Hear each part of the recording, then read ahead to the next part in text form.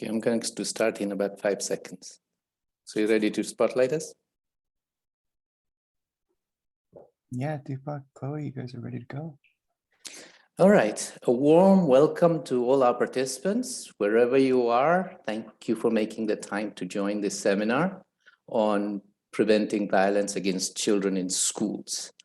This is part of it's an affiliate event for the Solution Summit, and it's co-hosted by the Coalition for Good Schools and Safe to Learn initiative.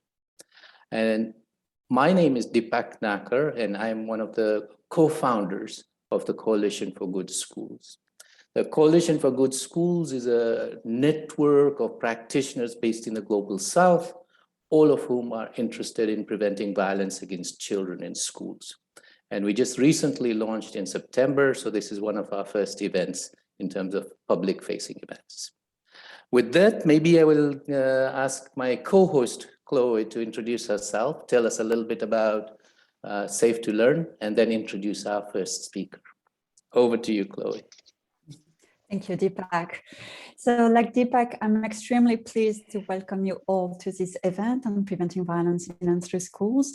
In the name of the Safe to Learn Coalition, my name is Chloe Fevre. I am the director of Safe to Learn Global Initiative.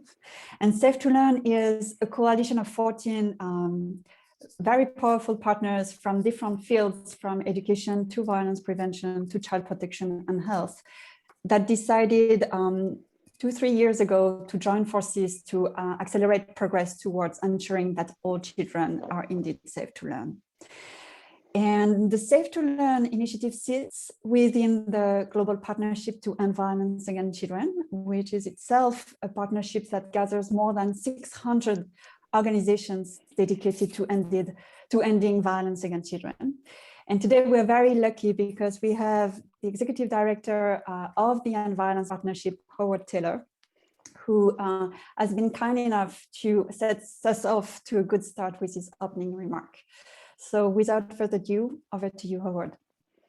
Thank you, Chloe, and thank you, Deepak, and thanks to both of you for bringing us all together today for what I think is a really important conversation at a really important moment. And I think we're going to have a conversation today about what I believe is the clear and compelling case to end violence in and through schools.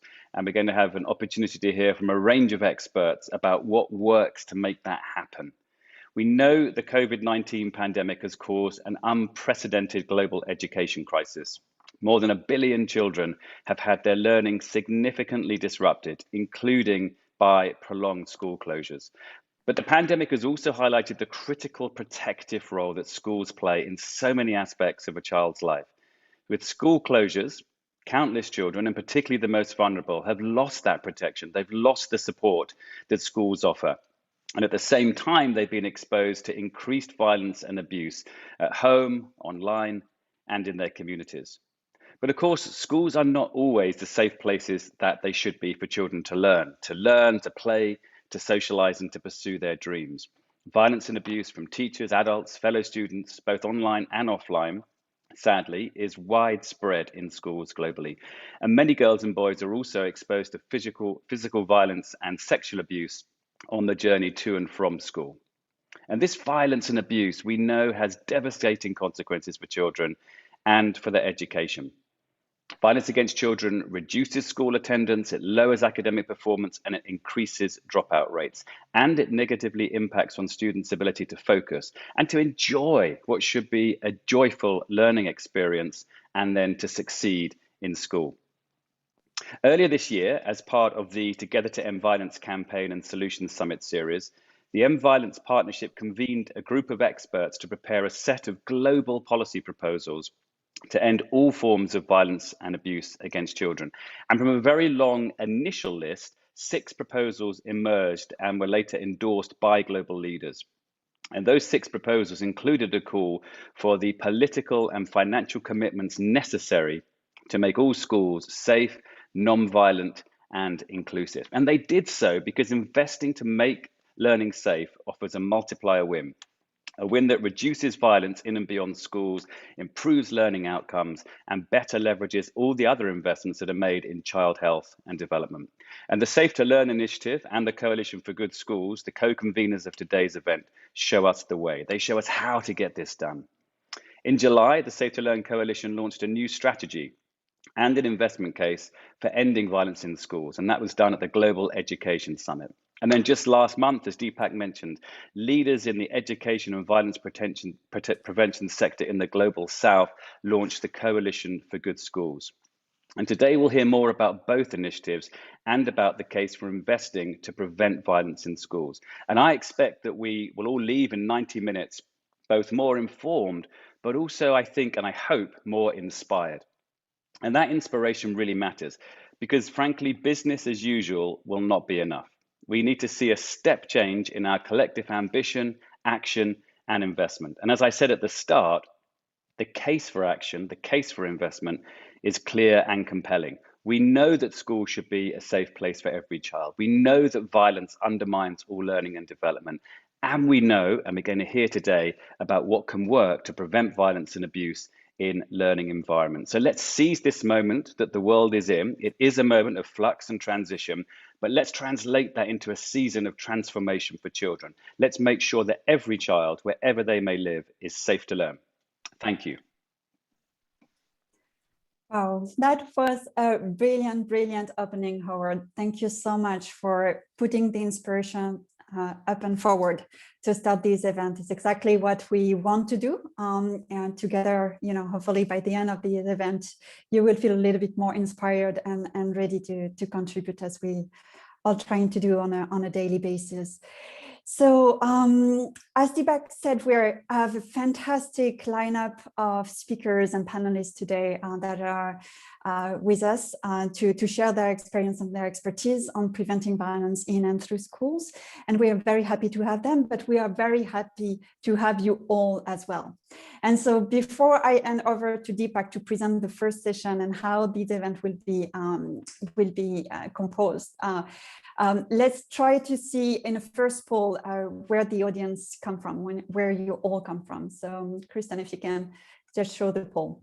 We have just a few minutes. If you can click, we would be very grateful, just to have an idea. As we all know, unfortunately, violence against children and violence in school is a global phenomenon. So we really need to build up this global community to address this challenge.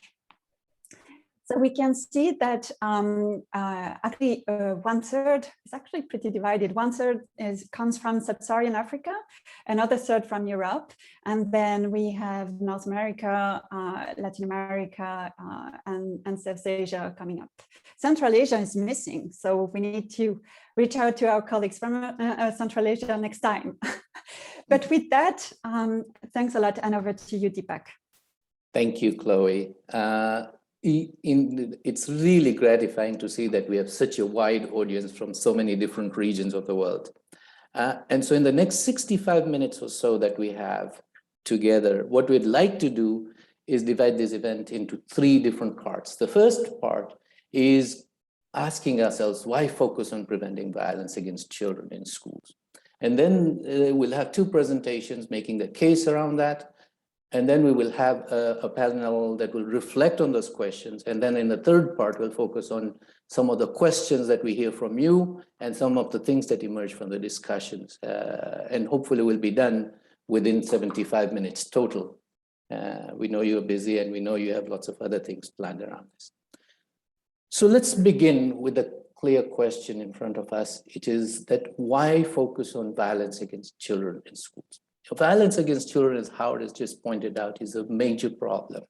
And it manifests in multiple settings, it manifests in multiple ways, and is caused by multiple factors. And therefore, it is a complex problem. And therefore, our response to it must be strategic. We can't just pick away at it and hope that we'll make progress. We need to make early choices. And what we are here to do in this session today is to make a case of why focus on the issue of violence against children in school as a strategic imperative. And what I want to do in the kind of 2 or 3 minutes that I have is to present to you 4 kind of key points in terms of why school is a great opportunity. So the first point I want to make to you is that school is a natural opportunity for preventing violence against children. Almost 1 billion children are expected at a school in any given day. They spend a lot of time at school, and they are in the presence of adults who have a duty of care towards them.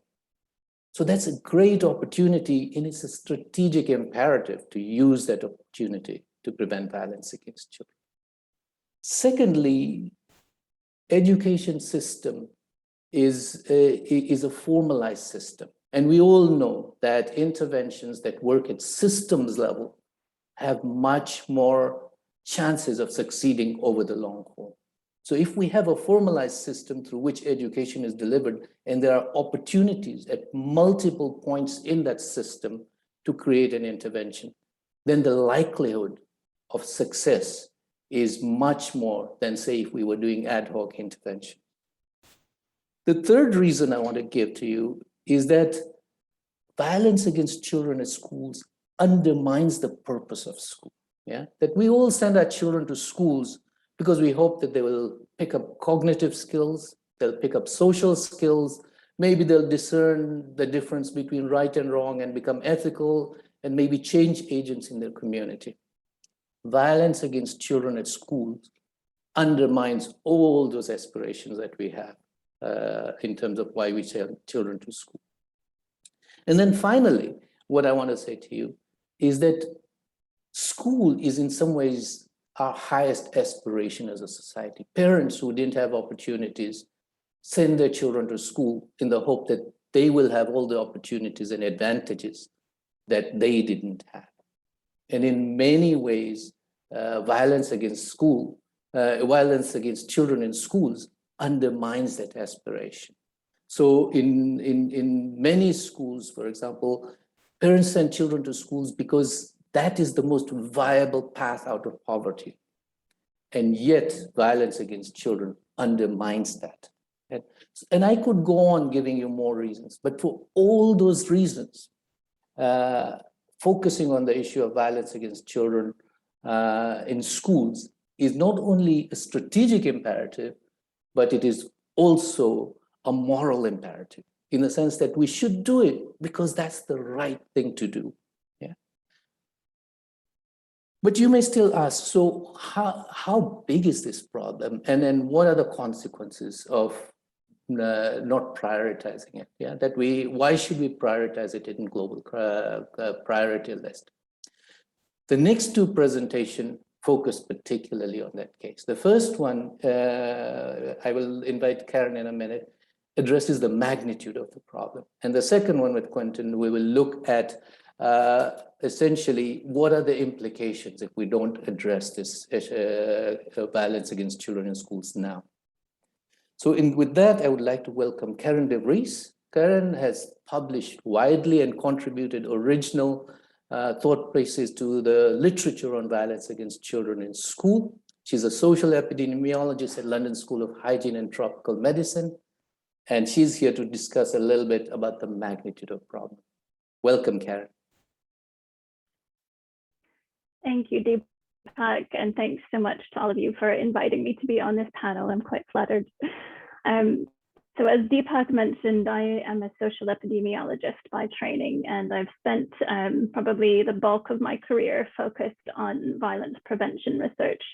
So on violence against children, but then also specifically focused on school violence, because I think that's actually one of the most important public health problems facing children globally today.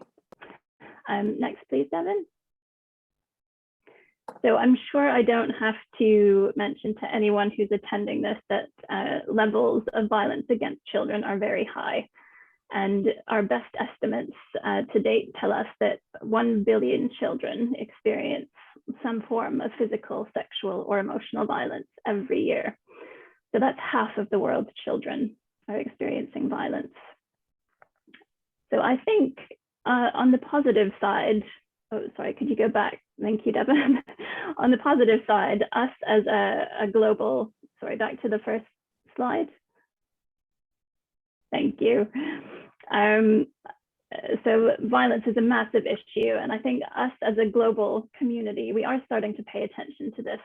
So there are specific violence reduction targets across the Sustainable Development Goals. So under number 4 around quality education, number 5 around gender equality, and number 16 about peace and strong institutions.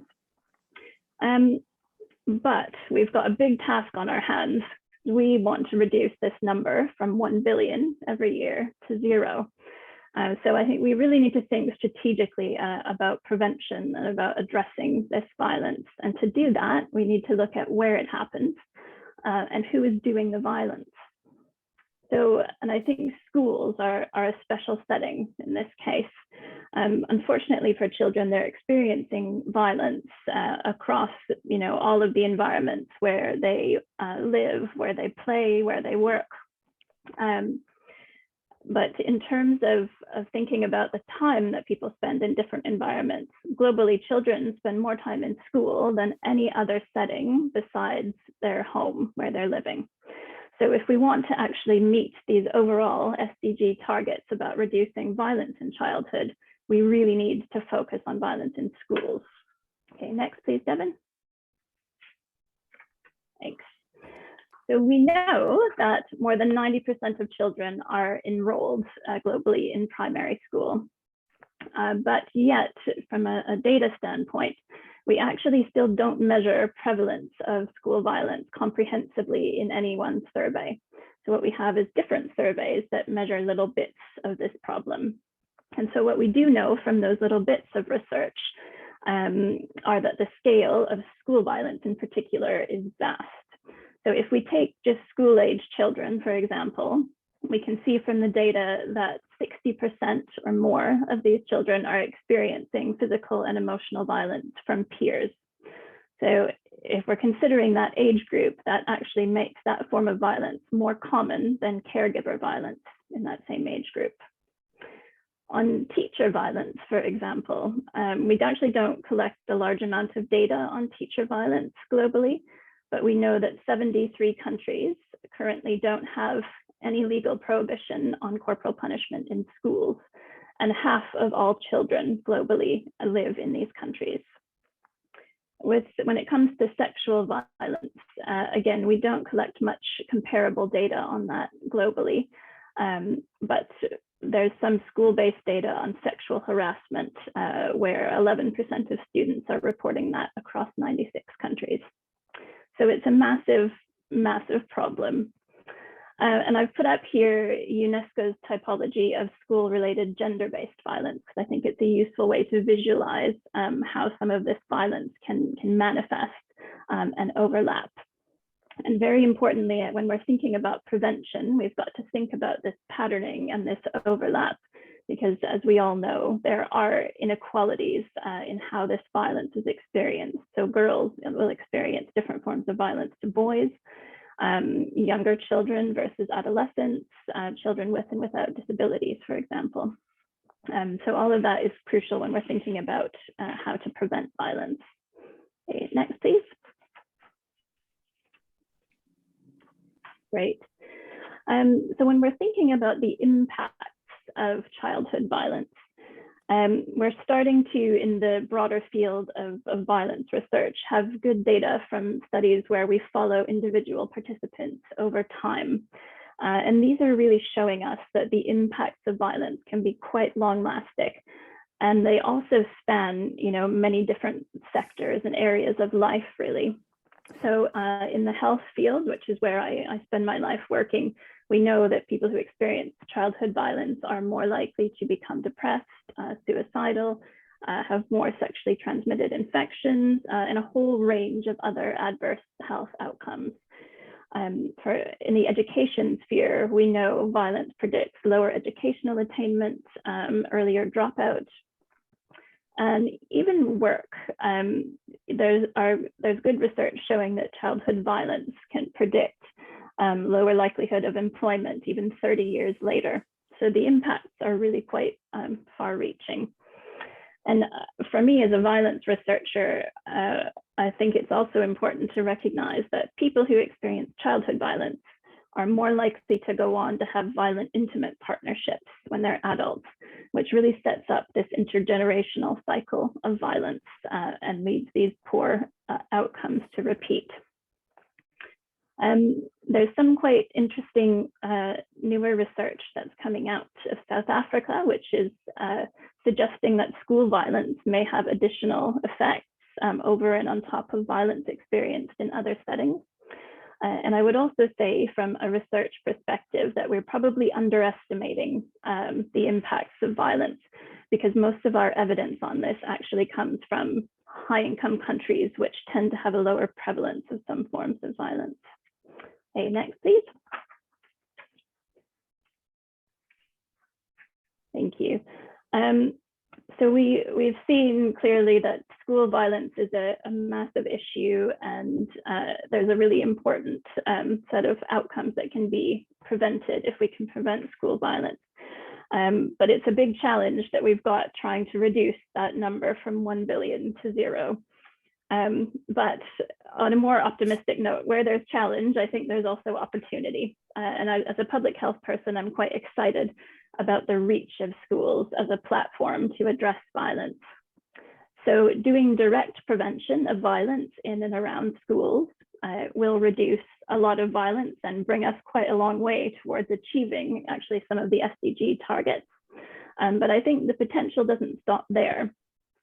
There's some really interesting research showing that changing school climate and ethos and culture around violence so that violence isn't tolerated, showing that these effects can actually ripple out of schools and affect how people see violence in broader communities. So I think schools are an interesting platform for broader societal change. And last, I think it's also really important to acknowledge all of the children who have experienced violence already. And I think schools have got sort of untapped potential to respond to some of these children and provide them with additional support. So could potentially function as safe spaces for children to disclose to stop further violence from happening. Okay, I will leave us there on that optimistic note. Thank you very much. Pass back to Deepak. Thank you, Karen. You know, I think that I share your optimism that there are really interesting interventions that are coming online. Let me ask you a follow-up question then, Karen. That you're laying out that the problem is large, and we have potential interventions that are showing promise. Why do you think it's taken us so long to get focused on the issue of violence against children in schools, given that you've been thinking about this for a while? Do you have any speculations on that? Yeah, that is it's an important question. I guess I would say that I think it's twofold, really. I think one is that violence for a long time has always been some other sector's issue. So in the health sector, we say, oh no, that's an education issue. Maybe in the education sector, people might say, oh no, that's a health issue. And it's been sort of passed around and not owned particularly by any particular discipline or sector. And the other reason, if I'm going to be very blunt, is that I think some of the forms of violence in schools, particularly teacher violence, you know, it is very uncommon in some of the high income countries where money to fund research and programs is flowing from.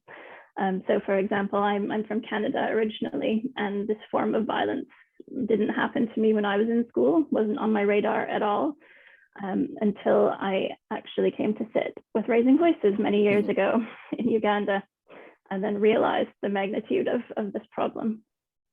Thank you, Karen. And yeah, no, in some ways, that's why the work that we are collectively doing right now, or bringing various actors to the table, right? That this is a collective problem that we should all own together. That's a really important part of it. There's one quick follow-up question. Do you have anything to say about involving parents in some of this intervention and the potential role that they can play? Do you have a quick answer to the, or thought on that? That this is from Sabine. I mean, I think that's, yeah, that's quite exciting. I don't think there's too much research at the moment that's sort of crossing the school and home divide. But yeah, you can see how programs that are involving kind of multiple overlapping layers of children's environments would be quite beneficial. Thank you, Ken. Maybe let's turn now to Quentin. Quentin is an economist at the World Bank. He has published more than 500 papers, so people know him. He's done analysis, and most importantly for us, Quentin has just published earlier this year in the summer, together with his co-authors, an investment case on preventing violence against children in schools. So Quentin, maybe we'll hand over to you in terms of what are some of the implications of not addressing this question? Violence. Thank you. Thank you, Deepak. Can you see my slides? Yes. Wonderful. All right.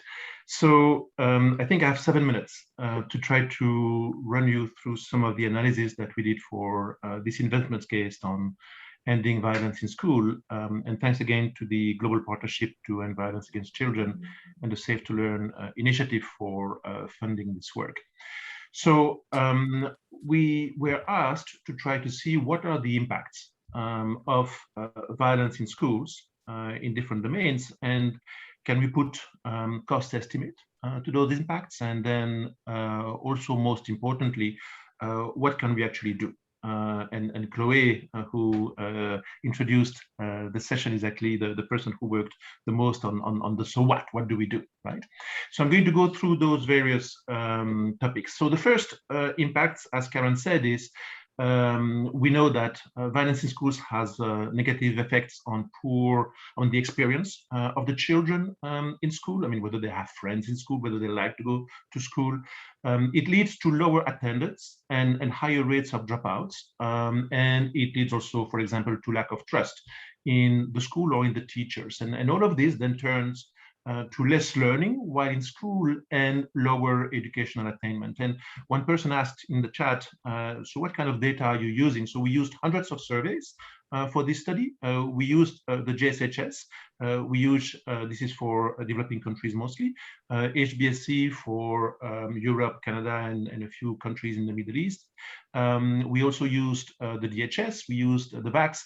So we tried to look at essentially correlations, because we couldn't do really impact evaluations as part of this study, and look at how violence in schools was associated with less learning or lower educational attainment. So the impacts are relatively large, perhaps not so much in absolute terms, but they are comparable to the impacts of other things that we talk about most of the time.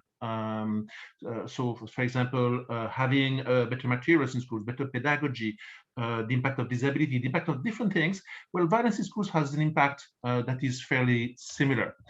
Now, we came up with a cost estimate for the world. And how did we do that? It's based on measures of human capital wealth, which are the future value, the present value of the future earnings of the labor force, how much education accounts for human capital wealth, and then how much violence reduces schooling and learning. And we came up to 11 trillion. And actually, I won't have the time to explain how we came up to that number, but Deepak may ask me sometime later, what does that number mean, right, at the country level or at the school level? But at the global level, the impact is very large, and the cost is very high. Now, what I find actually personally even more important is the impacts on health. And Karen mentioned that in the health world, there's a lot of awareness of the impact of violence on a range of health outcomes. So, of course, injuries from fights, risky behaviors, alcohol, drug use, having sex before 18 years of age, lack of trust in others, suicidal thought or acting and attempting suicide, a range of health problems that people can talk about, whether they have headaches, backaches, higher tolerance towards violence as well, and not feeling safe in school. And what I found interesting, or it's actually not interesting, but very, very worrying, is that typically the impact of violence in schools on those indicators was larger than the impact on the traditional educational attainment and learning measures. And recall that that $11 trillion measure that I mentioned before actually relates only to the impact on educational attainment and learning. We didn't try to measure the impact on health, right? So we are really probably well underestimating the global cost of the issue of violence in school.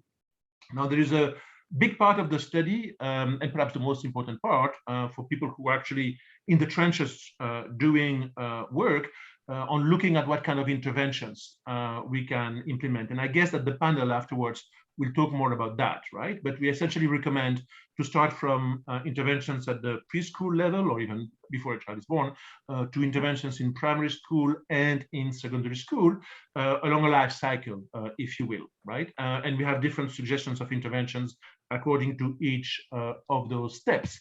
Now, one thing that was mentioned again in the chat, which is very important, and there might not be that much research, but we all know it's really fundamental, is the fact that the violence in school does not operate in a vacuum, right? It operates in a community. What happens at home has an effect. And so we have this diagram in the study about what is called the ecological framework. And one of the things that we recommend, and Deepak would be happy because I'll cite again the Good School Toolkit, is interventions that are broader, right? That involve the whole school, but also when they can, the parents, the community, and so on. So I had only 7 minutes, and I've kept 1.5 minutes about what next, right? And I do want to explain a little bit what's coming up next from this work, or what we would hope to do in the ideal world. So first, we are going to finalize, hopefully within the next few months, what we call an e-learning course, which will be available freely on the web for anybody who wants to take it. That is based in part on the study, but also brings in a lot of other material. That's going to be a 3 or 4 hour course that people can take at their leisure to learn more about this topic. With Chloe, we decided, or we were thinking about doing regional briefs. I mean, the situation is not the same in different parts of the world. I mean, Karen mentioned that too, right? Even though violence is in school, it's widespread everywhere. But we could perhaps do regional briefs and then importantly, country analysis, right? Because what happens in the end is at the level of a country. And so if there are interest in doing country analysis, please let us know. We can at the minimum share the data that we already have because we have done these estimations with hundreds of countries and surveys, but perhaps we can do more in-depth work in a specific country. We hope to create Excel tool so that people can actually play with those tools, do their own simulations and do their own costing analysis. How much would it cost to implement programs and what might I get from it?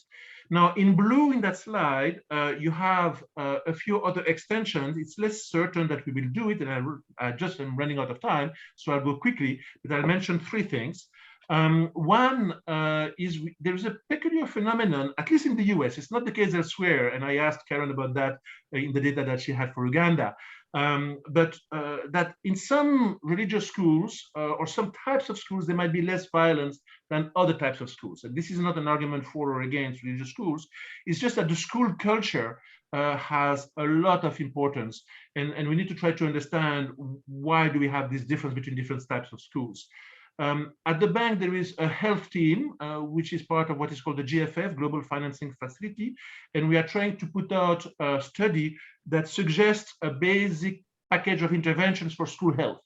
We have 10 interventions, and one of them is preventing violence in school. And so we hope that this will be something else that will be available to you. And then the last question, but that's a much broader topic, is should we try to do something similar to what we do for violence in schools for other types of violence, right? Extending even the scope of the analysis. So I've gone through a lot of things. I'm going to stop to share. I'm a bit above 7 minutes, but I hope that this gave you a little bit of a feeling for what is in that study. And the study, as well as a short summary of 12 pages, is available for free download. You will type it in Google and you'll find it. Thank you. Thank you, Quentin. And you make a really compelling case. And I thank you for trying to summarize a really complex report and analysis that you've done in 7 minutes. So let me ask you just one follow-up question that I've been hearing about the analysis is that the cost is high and we're talking about lifetime cost of $11 trillion. A lot of people will have a hard time imagining what 11 trillion means. Can you say something that can help us park that number in our head? Right. I mean, there are different reasons why we came with that number, and I mean, with a global number as opposed to a number, for example, child that is affected by violence. Right now, the global number is very large, and actually, it's an underestimation, I think. Right. Now, if you look at a number in comparison to, for example, what is the total human capital wealth in the world, right? As I mentioned, we try to frame the analysis in terms of the loss in human capital wealth. And human capital wealth is the future or the present value of the future earnings of the labor force, right? The number as a share, as a percentage, right, of total human capital wealth is not that high, actually, right? If I recall, it's less than 2%. So the number in absolute is very large, but it's not necessarily a number that is very large in percentage terms, right? And so if you do an analysis at the school level, you would get a much smaller number. But here is, to me, something that is very important. And that is one of the reasons why we might want to create those Excel tools and analysis that facilitates implementation at the country or school level. It is that the cost is high in absolute terms. It's not necessarily very high as a percentage of total human capital wealth, but the cost of the interventions to reduce violence in school is also not that large, right? And so the benefit to cost ratio then is typically high, right? And most of the interventions that we look at in the part of the study on the interventions suggest that those interventions have a benefit to cost ratio, I mean, ranging from 4 or 5 to 15, let's say, right? So you get 4 or 5 to 15 times more in comparison to what you invest, right? So maybe that answer was too long, but more than the broad cost, right? The importance is that the cost of interventions is not that high in comparison to other interventions, and then the benefit will be substantial. Does that help a little bit, or did I no. So the thing that I walk away with is that it's highly cost effective to prevent violence against children in schools, because it'll pay off multiple times in terms of what we invest in preventing violence against children. Yeah. And then whether it's 11 trillion or whether it's 10 trillion or whatever the number is, the key message is that the cost is really high around violence against children in terms of life. Thank you so much. So in this session, we've talked a little bit about why focus on schools. We've seen that the magnitude of the problem is huge and it's a complex problem. And then we've seen that it's cost effective to actually invest now rather than wait later on in the line. And so with that, now I will hand over to Chloe to help with the panel reflect on some of these issues. Over to you, Chloe. Thank you, Deepak. So if you were not convinced, I think now you are, in terms of why we want to focus on preventing violence in and through schools. And it's in school, but also through schools, as Karen really pointed out, through the ripple effect, because many of the interventions that are effective to prevent violence against children actually happen in school, using school as a hub to work with families and caregivers and community members as well. So we're building on this first very, very compelling part on the magnitude of the scope of the issue, and as well the cost and the multi-pronged negative impact they have on children and their learning experience. And then the second part, we wanted to invite, very knowledgeable and very experienced speakers from different perspectives to really share with us what's next. What do we do with that? So we have set up the agenda, and the agenda is huge. As always, Karen, said at the beginning, we have 1 billion children suffering from violence every year, half of all children worldwide. Of course, not all of them experience violence in school, but many of them around school, on the way to school, or learning when they are at home or online. So everything is related. And so how do we build up tangible, concrete solution to actually accelerate progress? Because the problem is not new. We all know that. Now what's new is we actually have the cost to show it, we have the data to demonstrate the scope of it, and we have the evidence that point to certain types of intervention. So in this second session, we wanted to talk about how to build this momentum. And let me share my screen very quickly. Let me know if you see it. I think sorry for, do you see it? Yeah. So in this second session, basically, we wanted to capitalize on building this momentum. And the momentum is built through strengthening an ecosystem for change, which is also why, you know, the Coalition for Good School and the Safe to Learn Coalition came together to organize this event. Because everything, you know, when we say together we're stronger, it's not just a slogan, it's actually we mean it. And actually we need it. Because we have seen all over the past decades that one organization alone, even the most powerful one, actually cannot achieve tangible results at scale in terms of ensuring safe learning environments for children. So it really means that we need to build on the comparative advantage of different stakeholders to really complement each other and strengthen these ecosystem for change.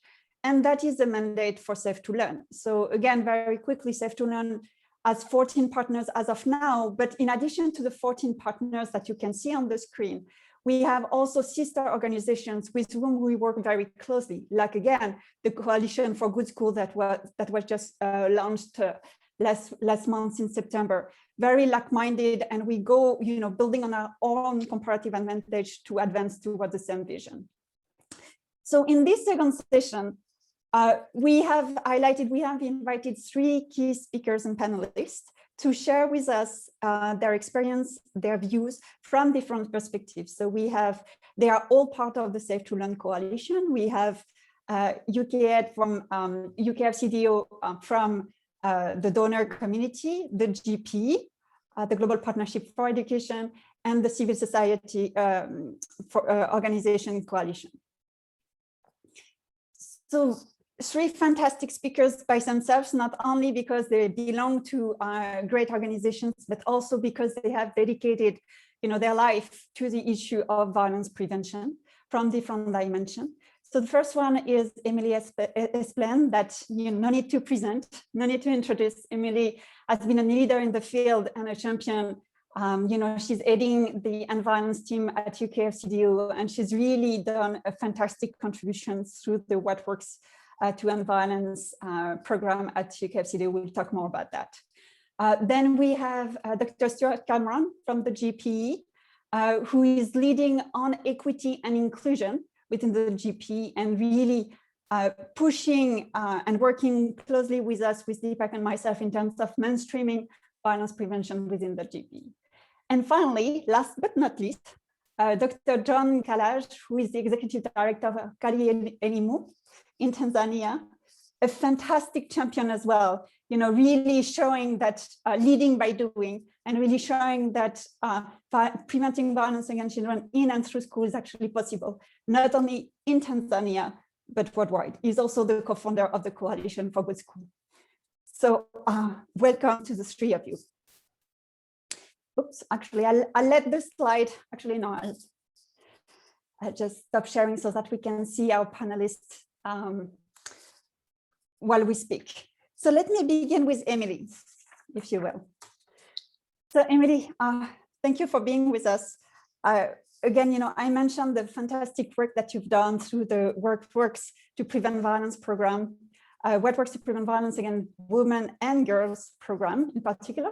That was a fantastic contribution to the field. It took many, many years, but it was, you know, applauded by all the practitioners and all the people who are dedicated their lives to the issue. So big thank you for that. And you are aiding the End Violence program at UKFCDO. So within the What Works program, you highlighted some school-based violence prevention interventions that actually, you know, showed effectiveness to prevent violence in and through schools. And that was, you know, extremely important, as I said. But even though that was a huge contribution, you know, many, many things remain to be done. So now that you still sit within FCDO and as a leader in terms of donors, could you share with us, you know, some thoughts about where the donor community needs to go next in terms of really addressing the problem at the level that it deserves? Over to you, Emily. Thanks, Chloe, and hello, colleagues. It's a real privilege to join this conversation today, particularly at such an important time, because it really feels like we're at a moment of opportunity right now, with, as you say, this expansion in the evidence base, with some pockets of investment. And I think more players mobilising around this issue of preventing violence in and through schools than we've seen before. So as we've heard, we do now have rigorous evidence, both on the scale and the cost of this problem, but also on what works to address it.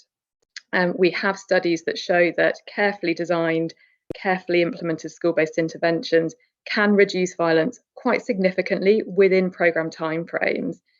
We have the inspiring example, I think, from Uganda, from Raising Voices Good Schools Toolkit, which I know has been an inspiration to many of us. And as you say, Chloe, in the UK's What Works to Prevent Violence programme, we also saw that evidence-based interventions in schools were able to achieve significant reductions in violence of up to 50%. And also really encouragingly, both girls and boys also reported more gender equitable attitudes and improvements in their mental health. So I think these studies and others really point to the critical role of the education sector in addressing violence in and through schools, and also crucially their role, and Karen talked about this, in shaping children's understanding of gender norms and roles, and really supporting healthy non-violent relationships from a young age to actually stop violence before it starts. So I wanted to use my minutes today to reflect briefly on what we've learned in FCDO from our What Works programme and from other global studies that we've looked at, and then really where I think we as a community, including as a donor community, need to go forward from here. So firstly, we found that effective school-based interventions were those that had a strong focus on promoting children's critical thinking, so particularly around gender roles and the use of violence, in combination with building their skills. So for example, empathy, leadership, communication, conflict resolution. We found that light touch interventions tended not to be very effective, and also that well-trained teachers or facilitators were really important for success. And similarly, I think we see in the evidence that we do have, which is limited, on interventions to address teacher-perpetrated violence, we again do see the importance of both critical reflection on norms and beliefs, as well as providing alternative discipline strategies. So I think it's that combination that seems to be coming out as really important. We also found that this work takes time, and that brief interventions are unlikely to be effective, particularly when engaging with children and young adolescents. So I think a message really to my fellow donors is the importance of multi-year investments if we want to see sustainable reductions in violence. Particularly, I think, to do the really vital formative work around adapting curricula, training teachers, and so on, which we know is so important to success. We also saw that violence, or forms of violence, are very closely connected, and that what happens in the home impacts what happens at school and vice versa. And Quintin made this point. So, for example, in our What Works study in Pakistan, we found that 1 in 10 children had witnessed their mother being abused in the past month, and that these children were significantly more likely to have experienced or perpetrated peer violence in school. In another of our studies under What Works, we saw that boys who had witnessed their father fighting in the previous month were more than 8 times more likely to perpetrate peer violence at school than those that didn't. And we've also seen that experience of bullying in schools is closely related to dating violence. So I think we know that while the school system is critical, it can't solve the problem of violence alone, and we really do also need wider community and societal change that challenges that use of violence more widely and promotes gender equality. So we found that one of the critical factors behind the success of some of the What Works interventions was the combination of school-based activities alongside outreach to parents, families, communities, including local leaders. So that's some of what we've learned, but I think the most important question really that you put to me is, what do we do with this knowledge now to put this evidence base to work and really move into action? And I see 3 priorities. So I think firstly, clearly we need to leverage the evidence that we now have to really shore up political support, funding and momentum around ending violence in and through schools.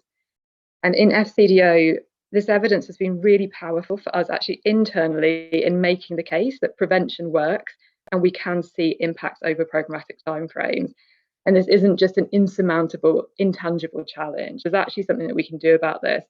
And I think this is where partnerships like Safe to Learn, the Coalition for Good Schools and End Violence are really playing such an important role in getting that evidence out there to multiple stakeholders, and using that really to mobilise action globally, but also to advocate with national governments for investments in evidence-based prevention to prevent violence in and through schools.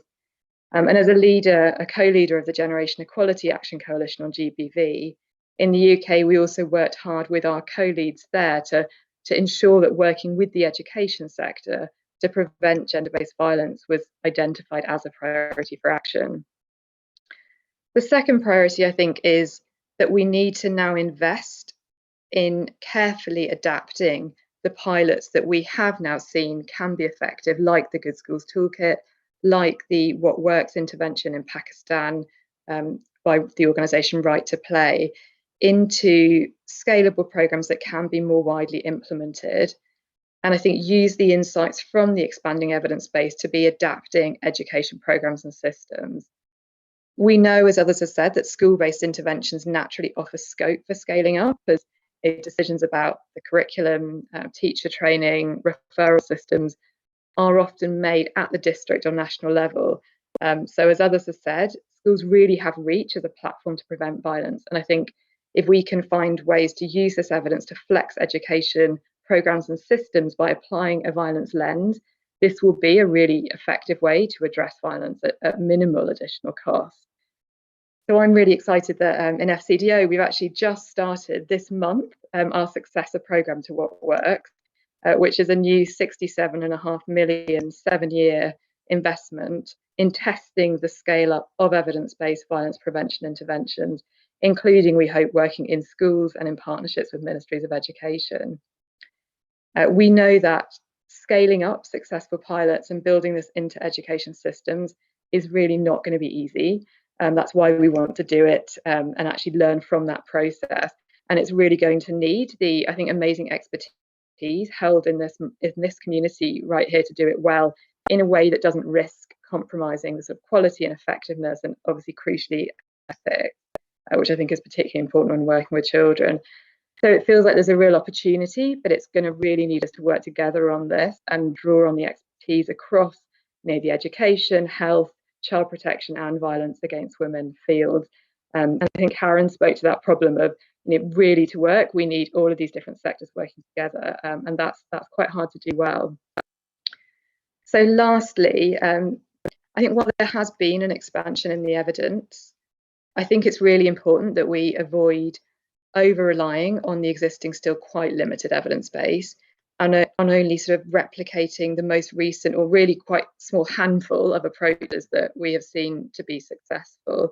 And I think a lot more research and evidence is needed, in particular in relation to whole school approaches, which look so promising, but the evidence is quite limited still.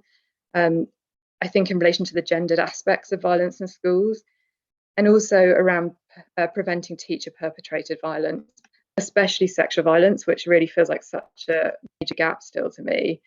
And similarly, I think we know very little about the sustainability of our impacts over time. So that's another area that we'd really like to look into further.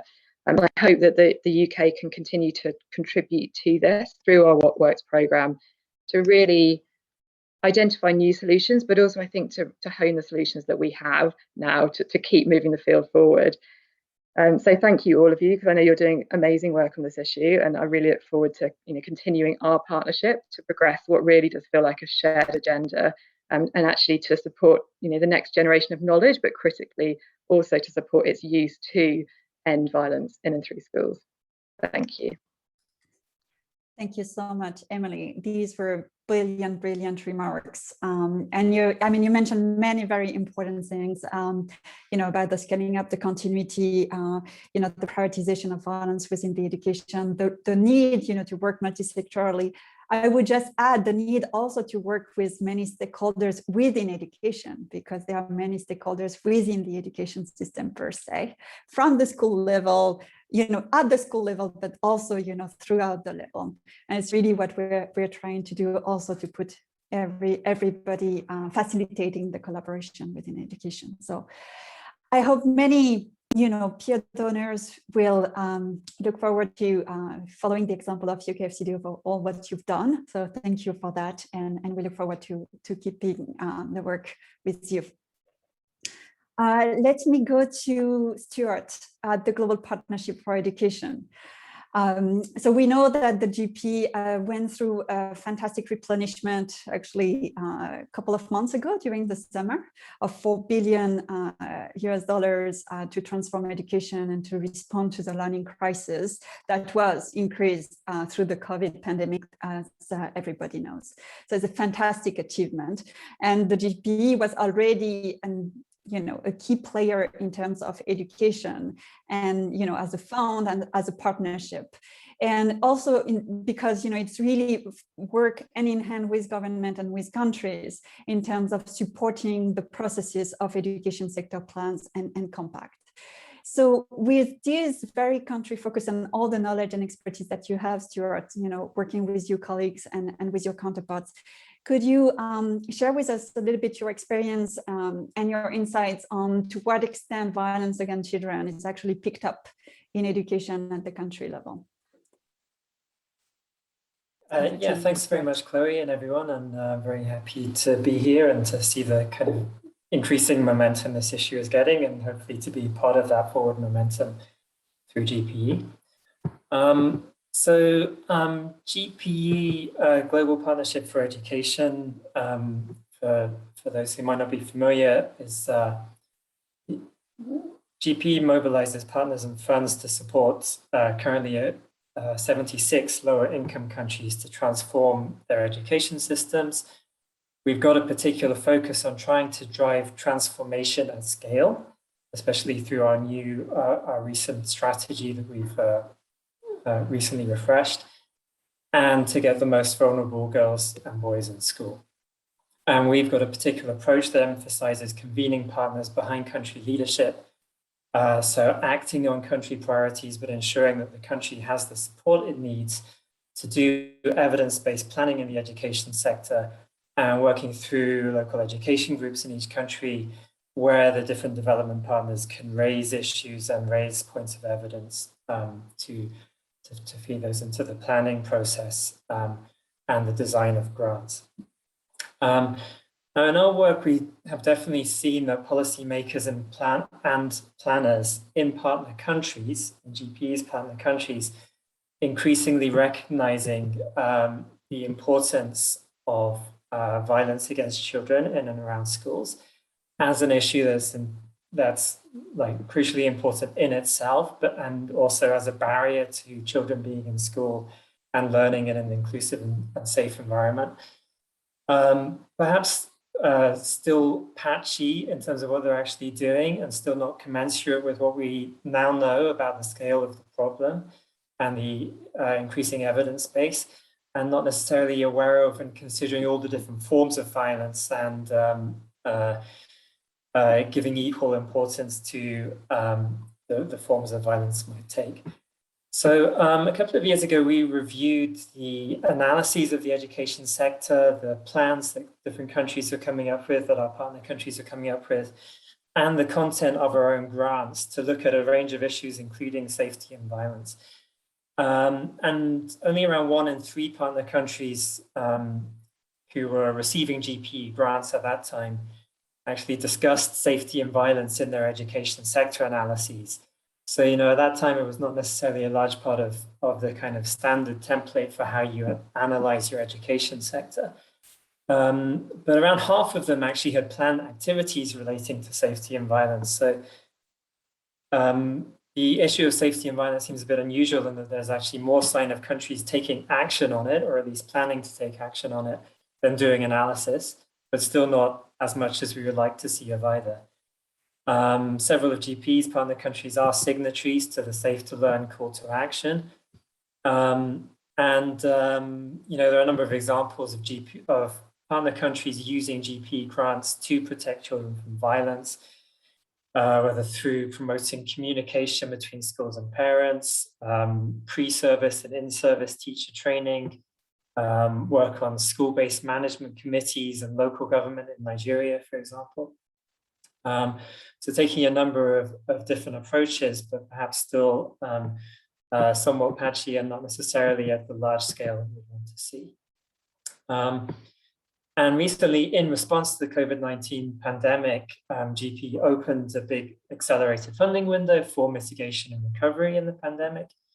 And in this case, the proposals were actually required to address the needs of the most vulnerable, and including girls. And we did find that our partners, the country partners and the development partners working on these grants have recognized the need, recognized the danger of increased violence during the pandemic and in the return to school afterwards, and have come up with a range of ways of addressing it. So many countries are using the GP grants to run campaigns against gender-based violence during school closure, often planning to continue these campaigns after schools reopen. So some hopeful signs of a kind of building back better when it comes to making schools safer. So that there were, a range of different approaches there, and there is also a program of learning and evaluation of these programs, which we hope will be valuable beyond the pandemic and beyond the kind of immediate return to school, and understanding more about what works to protect children from violence in varied contexts, and begin to feed into that global evidence base that we're getting more strongly. On GP's side, we have this new strategic plan and new operating model, which emphasizes an inclusive education and recognizes that an inclusive education system is one which supports all children to reach their full potential and ensures the well-being and safety of children.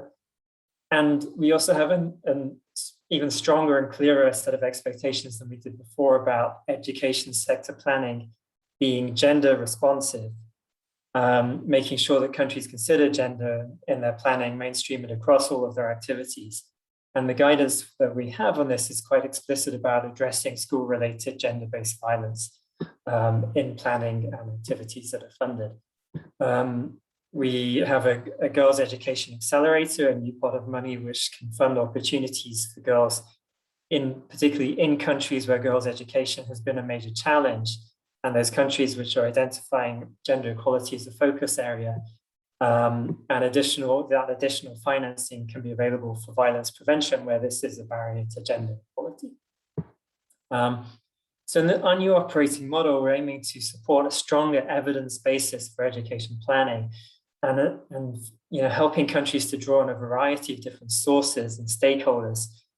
And this means facilitating links with networks and initiatives like Safe to Learn, and making sure that the technical support is in place where countries need it and where countries do identify this as a priority, and combining that with the global advocacy that has to go on to kind of try and push the arguments for the full range of forms of violence being addressed in a sustainable and scalable way across different countries, and producing evidence on violence and safety, but also building in immediate activities, a bit like the range of next steps, which Emily concluded with. Going ahead and planning activities with the evidence basis we already have, while continuing to gather more evidence, especially in countries which have a very limited context-specific evidence basis to date.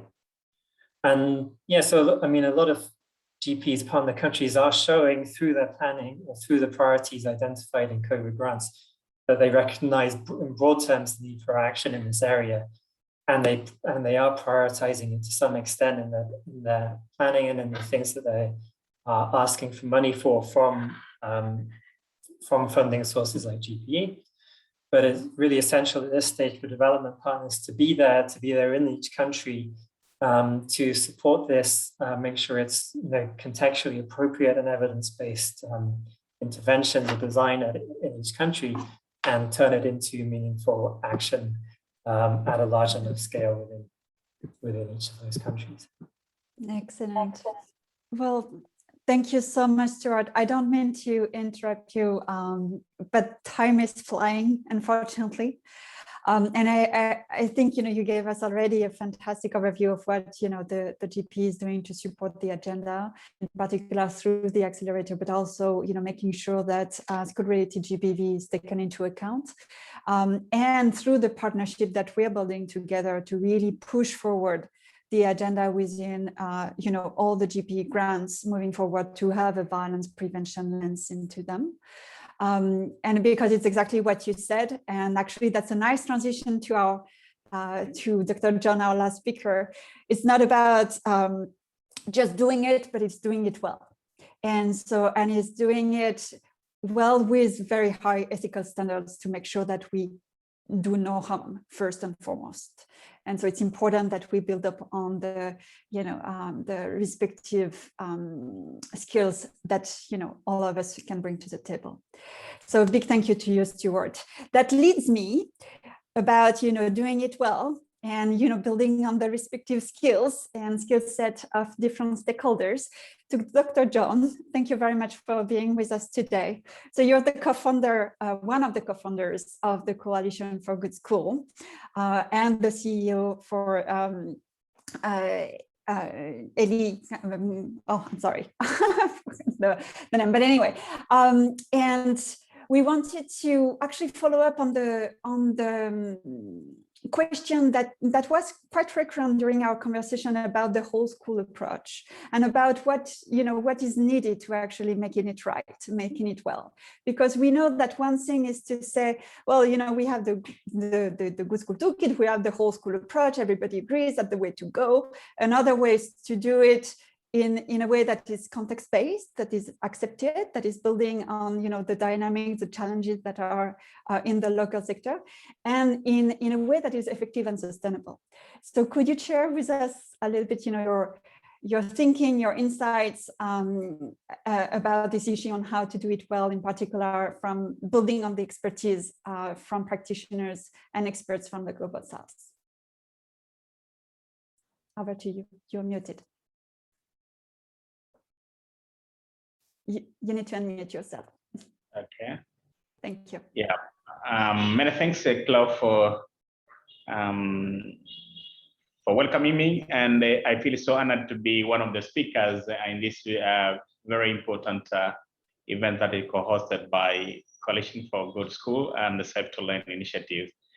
I just want to start by picking from the previous speakers by emphasizing that education is the right of every child, and has all of us have an obligation to make sure that the schools must be a safe place for every child to be in order to access their constitutional rights, build a friendship, critical skills, and navigate social situation, including preparation to become productive citizen in future. However, several studies across the globe show that schools are not very safe place for children to be, as many girls and boys do experience violence in forms of bullying, harassment, verbal abuse, sexual harassment and exploitation, corporal punishment, and other forms of humiliation. And a large number of these children are from Global South, and they are prevented from fully engaging in their educational opportunities due to fear of violence and harm that is perpetrated in learning environment, be it at school or on the way to school, at home, or online. And especially nowadays, cyberbullying is quite common. When children and the adolescents experience violence in schools and other education in schools and in other education settings, it can cause a serious harm that can last into adulthood. And this is confirmed by UNESCO study of 2017. Globally, there are around about 720 million school-age children who live in countries where they are not fully protected by laws from corporal punishment. And this is confirmed by recent UNICEF studies. Many countries in the Global South, including Tanzania, are pioneering policies, legislative strategies, strategic efforts to ensure universal child protection. However, despite of these efforts, violence against children in school is very high. My organization, Hakelim, has conducted a study that we launched the report in March, which has found that 87.9% of the interviewed school children have experienced the physical violence, with the caning being mentioned as the most common type. This is just an example, but I'm sure you'll agree with me that there are many, the situation is similar in many countries, and there's a lot of studies which confirm this. The Global South practitioners like myself are very much aware of many factors, including policies, including cultural practices, including religious belief that perpetuate violence against children. Again, there is also inadequacy of legal framework, like in the Western countries or in the Northern countries, the policies and the strategies and intervention that could contribute towards a reduction of violence against children in school. Now, in order to address these challenges, it is therefore important, from my perspective, that a significant and proportional policy ideas and the practical intervention to be informed by those who are on the ground, who are on the ground and who have on the ground experience. This does not mean that we do not appreciate the contribution of our brothers and sisters in the global north in tackling the problem. But I, for one, and also I believe even the members of the Coalition for Good School, strongly believe that when we elevate and amplify voices of practitioners in the global south, we are more likely to arrive at solutions that are sustainable and which could work better for all. I'm also aware that there are many efforts to prevent violence against children, as we have heard. But as the previous speakers, including Deepak, have just alluded to, and this is what most of the members of Coalition for Good School believe, that prevention of violence against children in school is a unique and a particular opportunity, as the schools are governed by policies and can be monitored in a way that homes can't be. You will also agree with me that schools in the global south are significantly different to schools in the global north.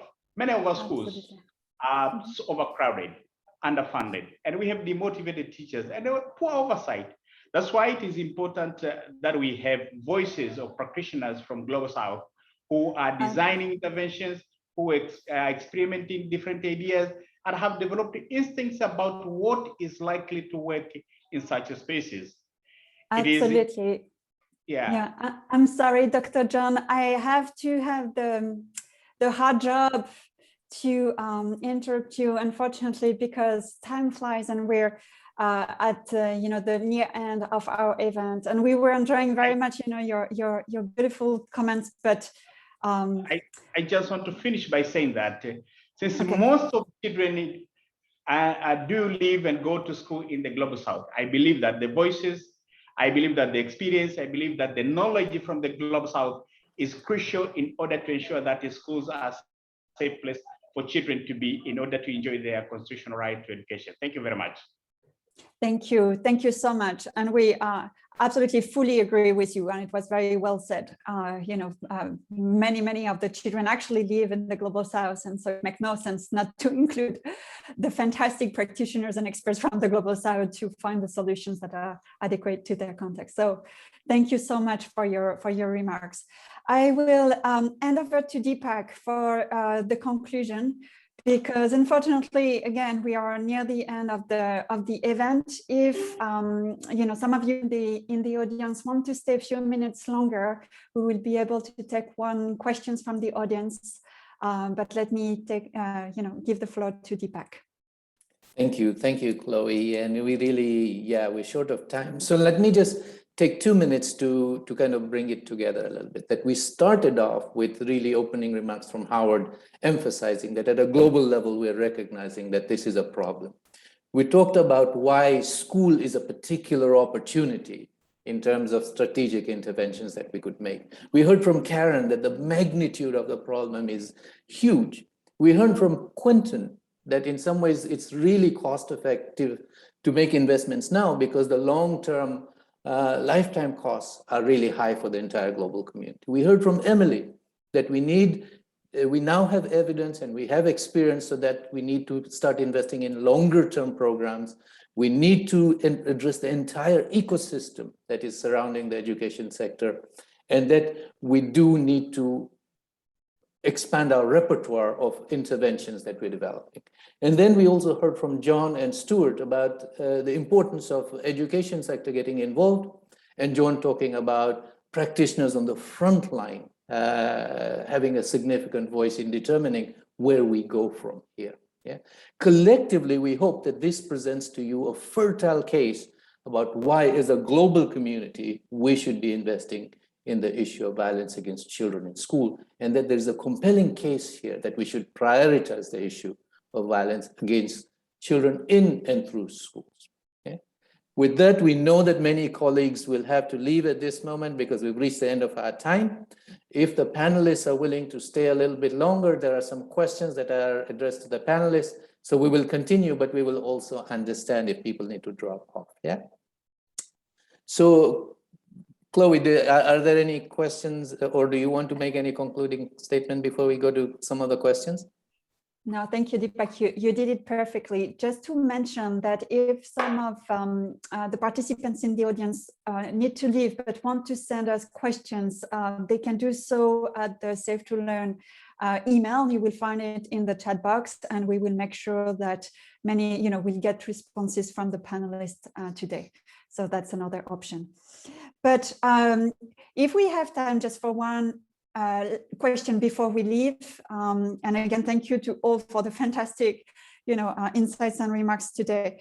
We have one in terms of that speaks to many of the interventions actually, and that is from our colleague Sarah Morgan, that said that donors continue to cite the lack of evidence as a reason not to invest long term. What advice would panelists give on convincing donors to invest in longer term investment when ending violence against children is a no-brainer and we have a growing body of evidence? What is the way forward? So if anyone wants to share their thought about the way to convince so that the sector is actually funded enough so that we can keep working together to change the life of children in and through schools. Any volunteers? Yes, one thing on my side. I mean, Quentin. I mean, I know that we have gone to that question of is there enough evidence or not for a while, right? And I mean, we have to recognize that most of the evidence is from high-income countries, right? And then when people say that there is not enough evidence, I think they think about low or middle-income countries. So I think there are two responses. One is that we need more evidence still, even though we may be convinced and there's a lot of evidence in high-income countries, we need more for the global south. That's one. But two, we need to get a much clearer handle on what are the costs of the interventions, right? If you're talking about high-cost interventions, then I understand why there is hesitancy, because there are many, many different priorities, and it's difficult to choose. If we can do a better job at documenting carefully and providing tools to people to simulate what might be the cost and then what might be a reasonable return or impact and things like that, then this will be taken up much more, right? And I mean, several people have said, well, we need to do that seriously. Well, it takes several years, and of course, right? But my impression is that it's not necessarily very costly in comparison to some other types of interventions, and I think we need to devote much more work to that. Absolutely, I fully agree with you. Karen, the last word, and then we'll have to conclude. Thank you. Just wanted to briefly highlight perhaps the difference between lack of evidence and lack of programming, because I think what the work of the coalition has shown already is that actually there's a lot going on in the Global South in terms of programming. But from a research standpoint, perhaps that hasn't necessarily been evaluated in such a way that it is sort of existing within the global academic literature, which is very much from the global north. So I think, to me as a researcher, I see a research agenda there, although I probably see them everywhere. I think it's an obvious place for future work. Absolutely, and how to focus on the core elements for adaptation and scaling up, as also Emily said before. Absolutely. Well, from my side and from the Safe to Learn Coalition, a huge thank you to all the panelists and all the participants. And Deepak, over to you for the last word before we No, finish up. just also wanted to amplify Emily's other point, which is that we really need to increase our repertoire of directions through which interventions can come. So whole school approach is one, but there are other places as well where we could learn a little bit more about and get granular in terms of how to create intervention. Having said that, I think that I want to echo John's point that we really need diverse set of voices and that we need platforms like Global Partnership on Education to bring the issue of violence against children in school as a centerpiece rather than just an adjunct to how we address education system.